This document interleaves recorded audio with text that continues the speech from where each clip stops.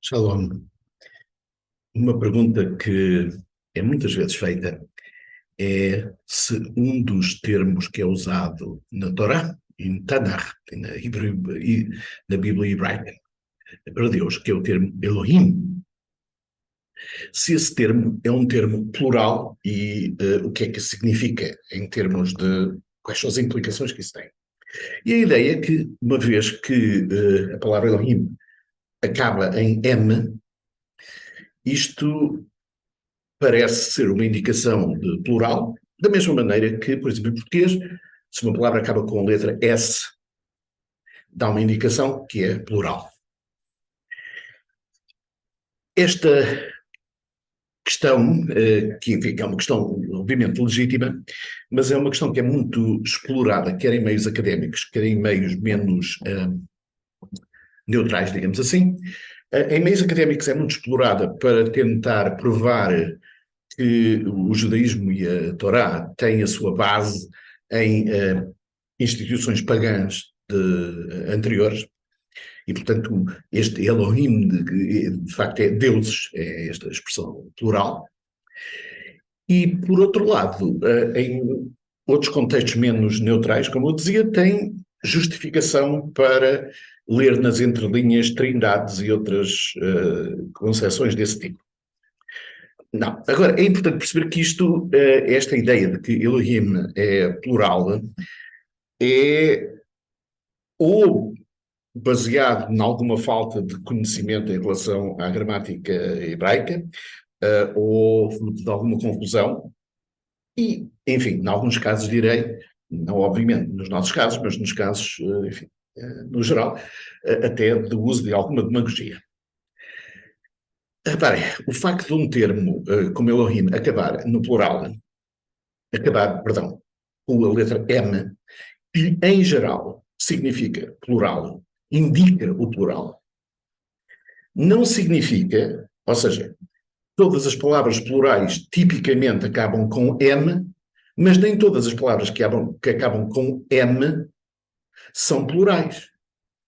Isto é verdade em hebraico, é verdade em português, no contra-português. Por exemplo, o termo para cara é panim. Panim acaba com M, é o plural. Mas não é as caras, é a cara. Não é? Por exemplo, quando dizemos Chaim acaba com M, mas não é vidas, é vida. Vidas, não é vidas. Ou Shamaim é o céu. Nós não dizemos os céus, é o céu.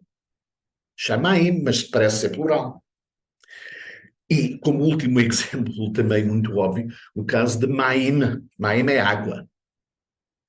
Acaba com M, mas não é plural, é água, não é águas, é água. Então, isto, aliás, em português também funciona assim. Por exemplo, há expressões que são singulares, mas que acabam com S. Por exemplo, costas. As minhas costas. Eu não digo costa, as minhas costas. Mas é a costa, é singular, não é? Ou as calças, as minhas calças.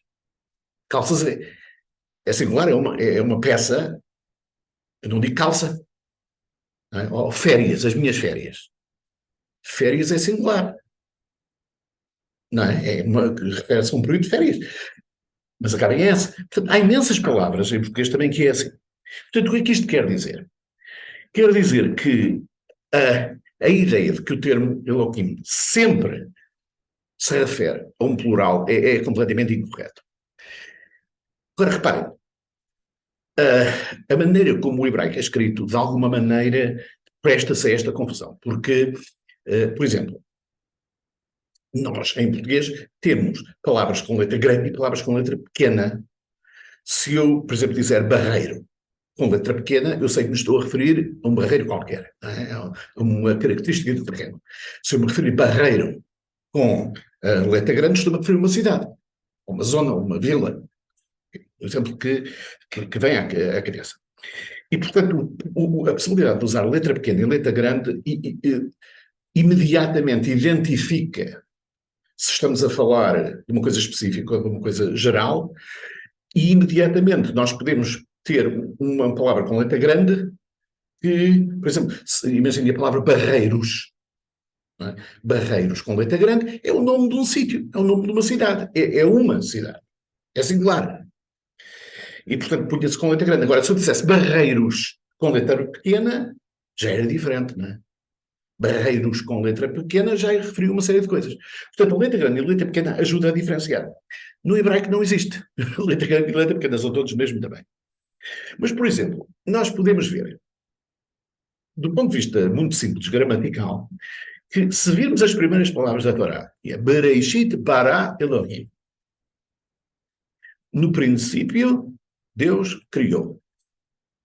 Gramaticalmente, se a palavra Elohim fosse plural, seria, no princípio, Deus criaram. Mas não é singular, é a palavra bará é singular. Elohim bará. Ou seja, o verbo que é singular está-se a referir a um substantivo que é singular também. Portanto, as primeiras três palavras da Torá, para quem as quiser ler da maneira mais simples possível, imediatamente respondem à questão. A palavra Elohim, naquele contexto, é claramente uma palavra singular.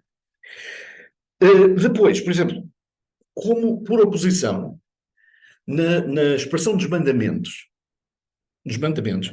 quando diz que não devem ter outros deuses além de mim, não é? Que é o segundo mandamento, que lemos na semana passada, aí a palavra Elohim seria escrita com letra pequena, porque estamos a falar de deuses, e aí de facto é no plural, mas o contexto é óbvio, e o contexto gramatical é óbvio também. Ou seja, a palavra Elohim, quando é usada com letra pequena e no sentido plural, o verbo que vem a seguir também reflete isso. Se é usada como se fosse com letra grande, mas singular, o verbo também está no singular. Portanto, é muito simples. Pergunta, mas então porquê é que havia de haver esta confusão com uma letra? Isto é o que se chama de gramática, o plural majestático ou o plural honorífico. Portanto, é um plural que significa intensidade e importância, mas não é um plural que significa número. Por exemplo, se um rei pode se referir a ele próprio como nós fazemos isto. Não é nós, é eu, não é? Mas é nós. Portanto, isso é um plural majestático. E a ideia é, mais uma vez, que reflete não o número, não a quantidade, mas a intensidade e a sua importância.